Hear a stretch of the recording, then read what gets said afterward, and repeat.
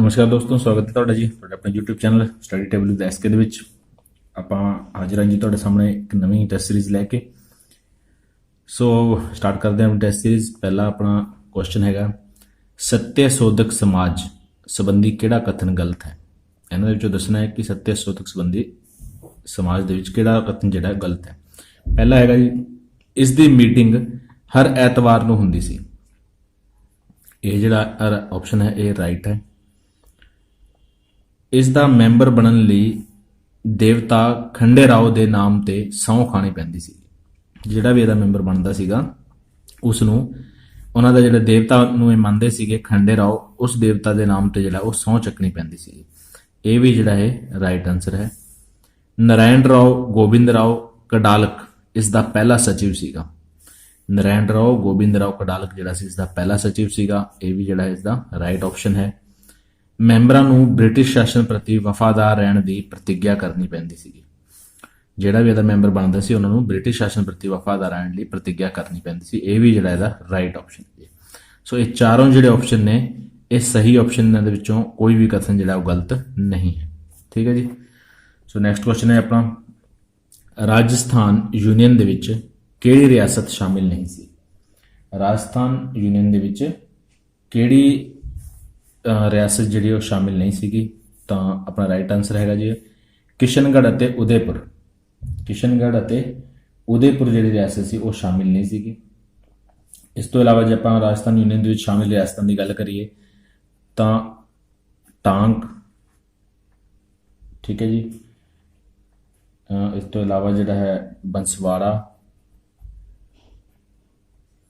ਬੰਸਵਾੜਾ, ਡੂੰਗਰਪੁਰ, शाहपुर,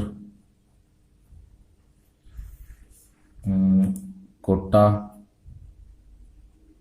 बूंदी, ਇਹ ਜਿਹੜੀਆਂ ਰਿਆਸਤਾਂ ਸੀਗੀਆਂ ਇਹ ਰਾਜਸਥਾਨ ਯੂਨੀਅਨ ਦੇ ਵਿੱਚ ਸ਼ਾਮਿਲ ਸੀਗੀਆਂ। ਠੀਕ ਹੈ। ਜਿਹੜੀ ਰਾਜਸਥਾਨ ਯੂਨੀਅਨ ਸੀਗੀ ਉਸ ਦੀ ਜਿਹੜੀ ਸਥਾਪਨਾ ਸੀਗੀ ਉਹ 18 ਅਪ੍ਰੈਲ 1948 ਨੂੰ ਜਵਾਹਰ ਲਾਲ ਨਹਿਰੂ ਦੁਆਰਾ ਜਿਹੜੀ ਹੈ ਉਹ ਕੀਤੀ ਗਈ ਸੀ। ਠੀਕ ਹੈ ਜੀ। ਰਾਜਸਥਾਨ ਯੂਨੀਅਨ ਜਿਹੜੀ ਸੀਗੀ ਉਸ ਦੀ ਸਥਾਪਨਾ ਕਿਸਨੇ ਕੀਤੀ ਸੀਗੀ? ਜਵਾਹਰ ਲਾਲ ਨਹਿਰੂ ਨੇ। ਇਹ ਕੀਤੀ ਸੀਗੀ ਉਹਨਾਂ ਨੇ 18 ਅਪ੍ਰੈਲ 1948 ਈਸਵੀ ਨੂੰ।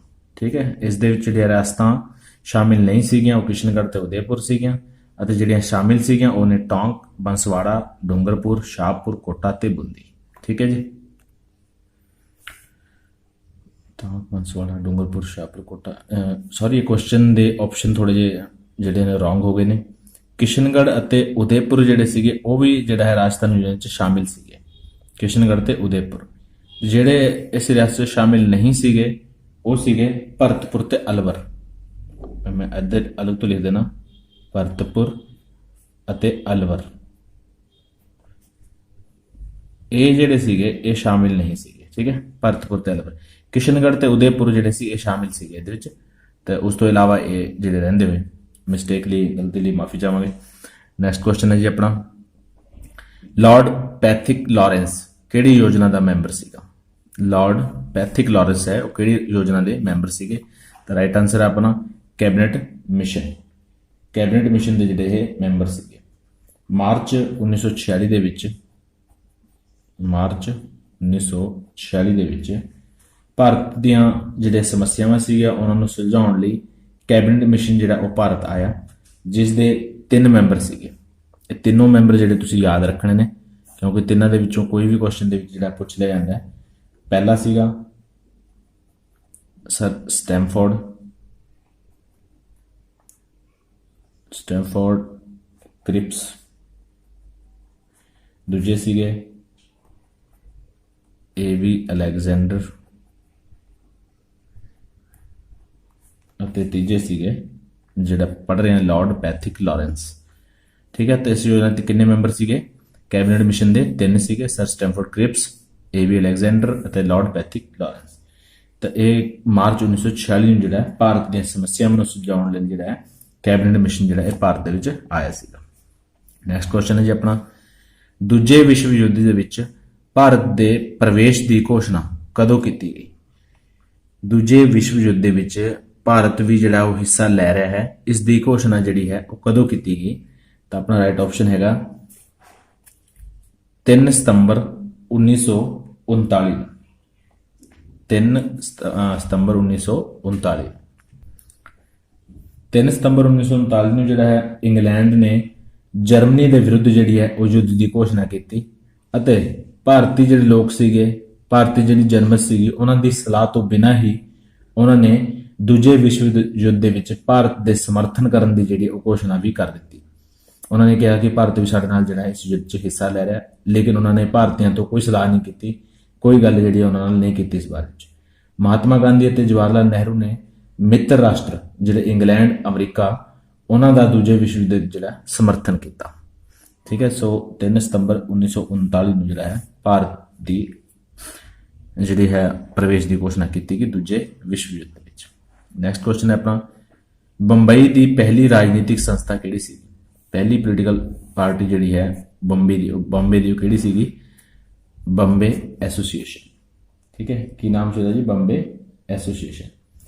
26 ਅਗਸਤ 1852 ਦੇ ਵਿੱਚ ਜਿਹੜਾ ਹੈ ਇਹਦਾ ਗਠਨ ਕੀਤਾ ਗਿਆ ਸੀਗਾ। 26 ਅਗਸਤ 1852 ਨੂੰ ਜਿਹੜਾ ਇਸ ਦਾ ਗਠਨ ਕੀਤਾ ਗਿਆ।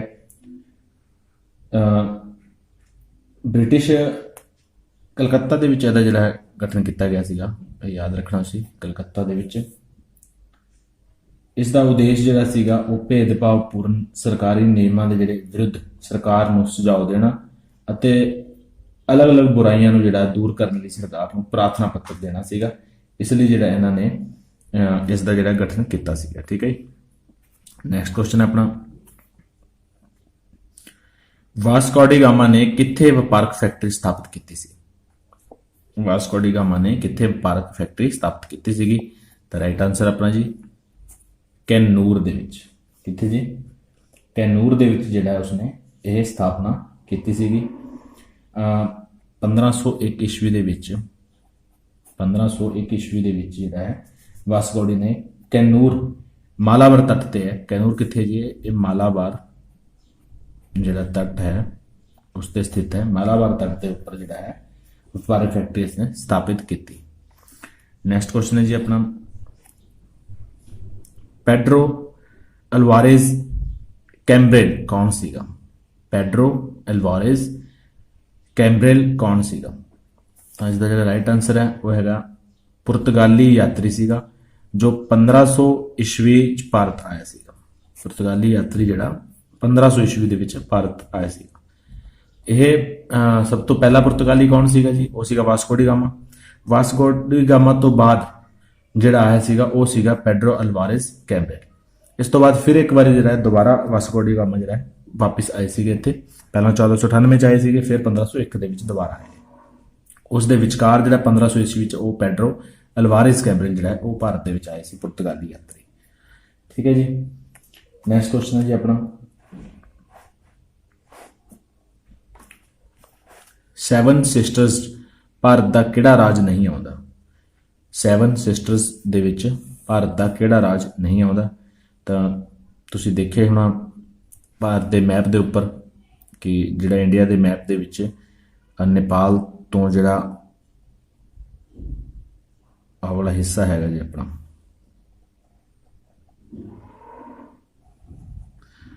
ਇੱਥੇ ਜਿੰਨੇ ਵੀ ਸਟੇਟਸ ਹੈਗੀਆਂ ਉਹਨਾਂ ਨੂੰ ਜਿਹੜਾ ਆਪਾਂ 7 ਸਿਸਟਰਸ ਬੋਲਦੇ ਹਾਂ।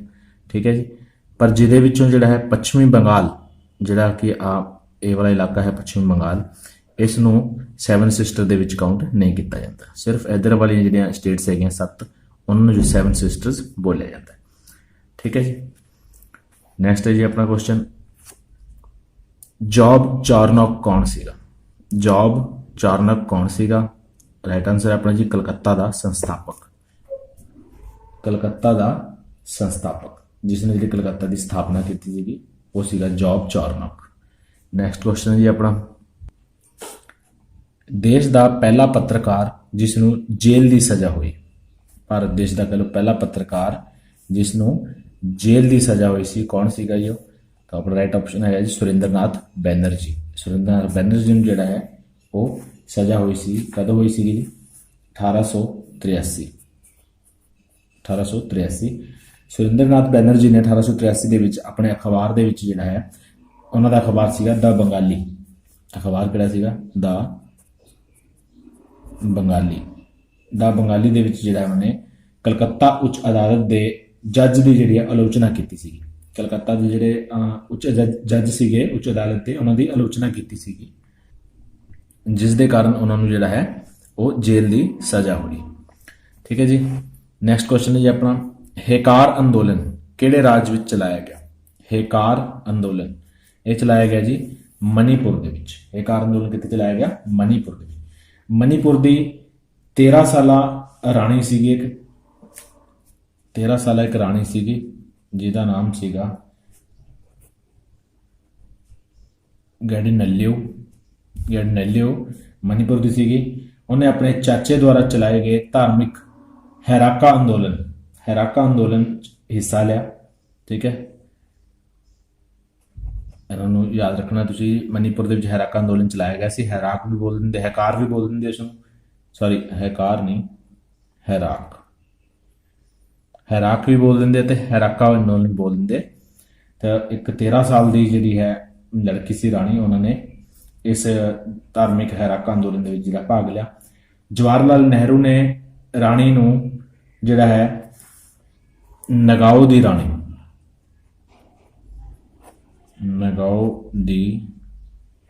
ਰਾਣੀ ਯਾਨੀ ਕਿ ਨਗਾਓ ਦੀ ਰਾਣੀ ਦਾ ਮਤਲਬ ਹੋ ਗਿਆ ਪਹਾੜਾਂ ਦੀ ਬੇਟੀ ਕਿਹਾ ਸੀਗਾ। ਕਿਹਨੇ ਕਿਹਾ ਸੀਗਾ? ਇਹ JL ਨਹਿਰੂ ਨੇ ਕਿਹਾ ਸੀਗਾ। ਠੀਕ ਹੈ ਜੀ।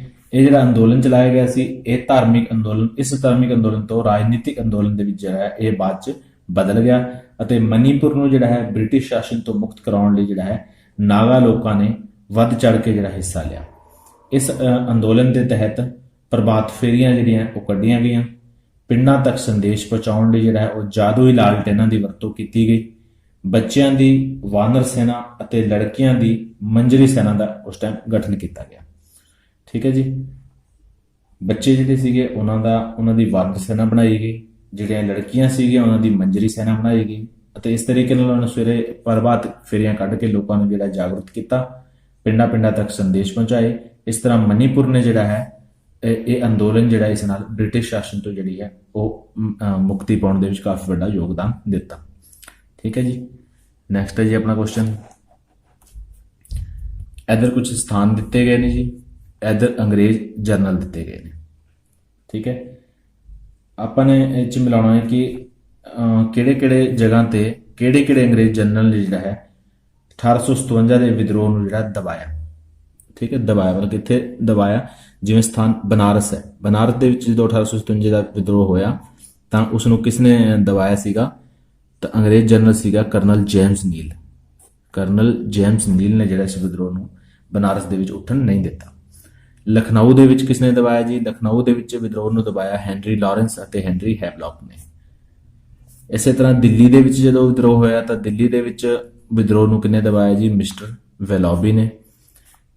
ਅਤੇ ਕਾਨਪੁਰ ਦੇ ਵਿੱਚ ਜਦੋਂ ਇਹ ਵਿਦਰੋਹ ਹੋਇਆ 1857 ਦਾ, ਉੱਥੇ ਕੌਲਿਨ ਕੈਂਪਬੈਲ ਨੇ ਜਿਹੜਾ ਇਸ ਵਿਦਰੋਹ ਨੂੰ ਦਬਾਇਆ। ਤਾਂ ਇਹ ਕੁਐਸਚਨ ਜਿਹੜੇ ਨੇ 4 ਕੁਐਸਚਨ ਆਪਣੇ ਬਣਦੇ ਨੇ ਇੱਥੋਂ, ਤੇ ਚਾਰੋਂ ਹੀ ਇੰਪੋਰਟੈਂਟ ਨੇ ਕਿਉਂਕਿ ਇਹਨਾਂ ਚਾਰਾਂ ਨੂੰ ਕਈ ਵਾਰੀ ਕੁਐਸਚਨ ਦੇ ਵਿੱਚ ਜਿਹੜਾ ਪੇਪਰ ਦੇ ਵਿੱਚ ਪੁੱਛੇ ਜਾ ਚੁੱਕੇ ਨੇ ਕਿ ਇਸ ਜਗ੍ਹਾ ਤੇ ਵਿਦਰੋਹ ਹੋਇਆ ਤਾਂ ਉੱਥੇ ਕਿਹੜੇ ਅੰਗਰੇਜ਼ ਜਨਰਲ ਨੇ ਜਿਹੜਾ ਇਸ ਨੂੰ ਦਬਾਇਆ।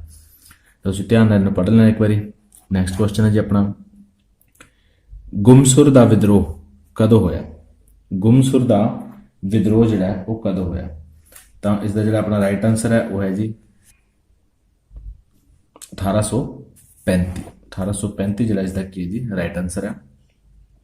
ਗੁਮਸੁਰ ਵਿਦਰੋਹ ਚਲਾਇਆ ਗਿਆ 1835 ਦੇ ਵਿੱਚ।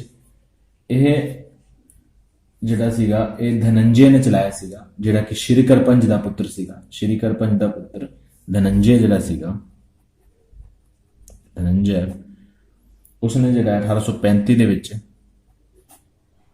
ਜ਼ਿਮੀਂਦਾਰਾਂ ਲਗਾਨ ਦੇ ਸੰਬੰਧ ਵਿੱਚ ਅੰਗਰੇਜ਼ਾਂ ਦੇ ਵਿਰੁੱਧ ਜਿਹੜਾ ਇਹ ਵਿਦਰੋਹ ਸ਼ੁਰੂ ਕੀਤਾ ਸੀਗਾ ਕਿ ਜ਼ਿਮੀਂਦਾਰਾਂ ਦੇ ਲਗਾਨ ਤੋਂ ਵੱਧ ਸੀਗੇ, ਉਹਨਾਂ ਨੂੰ ਜਿਹੜਾ ਹਟਾਉਣ ਲਈ ਜਾਂ ਘਟਾਉਣ ਲਈ ਜਿਹੜਾ ਇਹ ਉਹਨਾਂ ਨੇ ਅੰਗਰੇਜ਼ਾਂ ਦੇ ਵਿਰੁੱਧ ਚਲਾਇਆ। ਲੇਕਿਨ 1835 ਚ ਚੱਲਿਆ, 1837 ਦੇ ਵਿੱਚ ਜਿਹੜਾ ਇਸ ਵਿਦਰੋਹ ਨੂੰ ਦਬਾ ਦਿੱਤਾ ਗਿਆ। ਠੀਕ ਹੈ ਜੀ। ਨੈਕਸਟ ਹੈ ਜੀ ਆਪਣਾ ਕੁਐਸਚਨ, ਕਾਬੂਲੀਵਾਲਾ ਅਤੇ ਪੋਸਟਮਾਸਟਰ ਦਾ ਰਚਨਹਾਰਾ ਕੌਣ ਹੈ? ਕਾਬੂਲੀਵਾਲਾ ਤੇ ਪੋਸਟਮਾਸਟਰ ਦਾ ਰਚਨਹਾਰਾ ਕੌਣ ਹੈ? ਤਾਂ ਰਾਈਟ ਆਨਸਰ ਆਪਣਾ ਕਿਹੜਾ ਹੈ ਜੀ? ਰਵਿੰਦਰਨਾਥ ਟੈਗੋਰ, ਉਹਨਾਂ ਦੀ ਇਹ ਰਚਨਾ ਹੈਗੀ ਹੈ। ਨੈਕਸਟ ਕੁਐਸਚਨ ਹੈ ਜੀ ਆਪਣਾ, ਜਾਰਜ ਅਰੂਡਲ ਕੌਣ ਸੀਗਾ? ਜਾਰਜ ਅਰੂਡਲ ਕੌਣ ਸੀਗਾ? ਤਾਂ ਰਾਈਟ ਆਨਸਰ ਹੈ ਆਪਣਾ ਐਨੀ ਬੈਸੈਂਟ ਦੀ ਹੋਮ ਰੂਲ ਸੰਗਠਨ ਦਾ ਜਿਹੜਾ ਸਚਿਵ ਬਣਾਇਆ ਗਿਆ ਸੀਗਾ ਉਹ ਸੀਗਾ ਜਾਰਜ ਅਰੂਡਲ। ਐਨੀ ਬੈਸੈਂਟ ਨੇ ਜਿਹੜੀ ਆਪਣਾ ਸੰਗਠਨ ਬਣਾਇਆ ਸੀ ਹੋਮ ਰੂਲ ਦਾ, ਉਹਦਾ ਸਚਿਵ ਬਣਾਇਆ ਗਿਆ ਸੀਗਾ ਜਾਰਜ ਅਰੂਡਲ। ਨੈਕਸਟ ਕੁਐਸਚਨ ਹੈ ਜੀ ਆਪਣਾ, ਟੀਟੂ ਮੀਰ ਕੌਣ ਸੀ? ਟੀਟੂ ਮੀਰ ਕੌਣ ਸੀਗਾ? ਤਾਂ ਆਪਸ਼ਨ ਨੇ ਆਪਣੇ, ਪਹਿਲਾ ਆਪਸ਼ਨ ਹੈ ਬੰਗਾਲ 'ਚ ਮੁਸਲਿਮ ਕਿਸਾਨਾਂ ਦਾ ਪ੍ਰਮੁੱਖ। ਦੂਜਾ ਜੀ ਆਪਣਾ ਵਹਾਬੀ ਅੰਦੋਲਨ ਦੇ ਸੰਸਥਾਪਕ ਸੈਯਦ ਅਹਿਮਦ ਬਰੇਲਵੀ, ਜਿਹੜੇ ਬਰੇਲਵੀ ਸੀਗੇ, ਉਹਨਾਂ ਦਾ ਚੇਲਾ ਸੀਗਾ। ਤੀਜਾ ਆਪਸ਼ਨ ਹੈ ਜੀ ਅਸਲ ਨਾਂ ਇਸ ਦਾ ਜਿਹੜਾ ਸੀਗਾ ਟੀਟੂ ਮੀਰ ਦਾ, ਉਹ ਮੀਰ ਨਿਥਾਰ ਅਲੀ ਸੀਗਾ, ਮੀਰ ਨਿਥਾਰ ਅਲੀ। ਤੋ ਟੀਟੂ ਮੀਰ ਦੇ ਬਾਰੇ 'ਚ ਸਾਰੀਆਂ ਗੱਲਾਂ ਜਿਹੜੀਆਂ ਨੇ ਉਹ ਸੱਚ ਨੇ ਜੀ। ਬੰਗਾਲ 'ਚ ਮੁਸਲਿਮ ਕਿਸਾਨਾਂ ਦਾ ਪ੍ਰਮੁੱਖ ਸੀਗਾ ਉਹ, ਵਹਾਬੀ ਅੰਦੋਲਨ ਦੇ ਸੰਸਥਾਪਕ ਸੈਯਦ ਅਹਿਮਦ ਬਰੇਲਵੀ ਦਾ ਜਿਹੜਾ ਉਹ ਚੇਲਾ ਸੀਗਾ, ਅਤੇ ਉਹਦਾ ਅਸਲ ਨਾਮ ਜਿਹੜਾ ਸੀਗਾ ਉਹ ਮੀਰ ਨਿਥਾਰ ਅਲੀ ਸੀਗਾ। ਠੀਕ ਹੈ, ਤਿੰਨੋਂ ਜਿਹੜੇ ਕਥਨ ਨੇ ਉਹ ਟੀਟੂ ਮੀਰ ਬਾਰੇ ਸਹੀ ਨੇ। ਸੋ ਇਹ ਸੀਗਾ ਅੱਜ ਦੇ ਆਪਣੇ 17 ਕੁਐਸਚਨ ਆਪਾਂ ਨੇ ਕੀਤੇ ਜੀ, ਇੰਪੋਰਟੈਂਟ ਕੁਐਸਚਨ। ਠੀਕ ਹੈ ਜੀ, ਉਮੀਦ ਕਰਦੇ ਹਾਂ ਤੁਹਾਨੂੰ ਸਾਰੇ ਸਮਝ ਆਏ ਹੋਣਗੇ। ਸੋ ਮਿਲਦੇ ਹਾਂ ਆਪਣੇ ਨੈਕਸਟ ਵੀਡੀਓ ਦੇ ਵਿੱਚ। ਤਦ ਤੱਕ ਤੁਸੀਂ ਜਿਹੜਾ ਇਸ ਵੀਡੀਓ ਨੂੰ ਲਾਈਕ ਕਰੋ, ਸ਼ੇਅਰ ਕਰੋ, ਅਤੇ ਵੱਧ ਤੋਂ ਵੱਧ ਜਿਹੜਾ ਸਬਸਕ੍ਰਾਈਬ ਕਰਾਓ, ਤਾਂ ਕਿ ਜਿਹੜੇ ਬਾਕੀ ਸਟੂਡੈਂਟਸ ਘਰੇ ਬੈਠੇ ਨੇ ਲਾਕਡਾਊਨ ਦੇ ਵਿੱਚ, ਉਹ ਵੀ ਜਿਹੜਾ ਸਟੱਡੀ ਦਾ ਜਿਹੜਾ ਭਰਪੂਰ ਫਾਇਦਾ ਉਠਾ ਸਕਣ, ਤਾਂ ਕਿ ਜਦੋਂ ਵੀ ਪਰਮਾਤਮਾ ਕਰੇ ਜਲਦੀ ਆਪਣਾ ਇਹ ਲਾਕਡਾਊਨ ਜਿਹੜਾ ਉਸ ਤੋਂ ਆਪਾਂ ਫਰੀ ਹੋਈਏ, ਇਸ ਬਿਮਾਰੀ ਤੋਂ ਇਜਾਦ ਪਾਈਏ, ਅਤੇ ਜਲਦੀ ਆਪਣੇ ਜਿਹੜੇ ਐਗਜ਼ਾਮਸ ਨੇ ਜਿਨ੍ਹਾਂ ਦੀ ਆਪਾਂ ਤਿਆਰੀ ਚੰਗੇ ਤਰੀਕੇ ਨਾਲ ਦਿਲ ਲਾ ਕੇ ਕਰ ਰਹੇ ਹਾਂ, ਉਹਨਾਂ ਦੇ ਰਿਜ਼ਲਟ ਆਪਾਂ ਪ੍ਰਾਪਤ ਕਰ ਸਕੀਏ। ਸੋ ਮਿਲਦੇ ਹਾਂ ਆਪਾਂ ਨੈਕਸਟ ਵੀਡੀਓ ਦੇ ਵਿੱਚ। ਧੰਨਵਾਦ।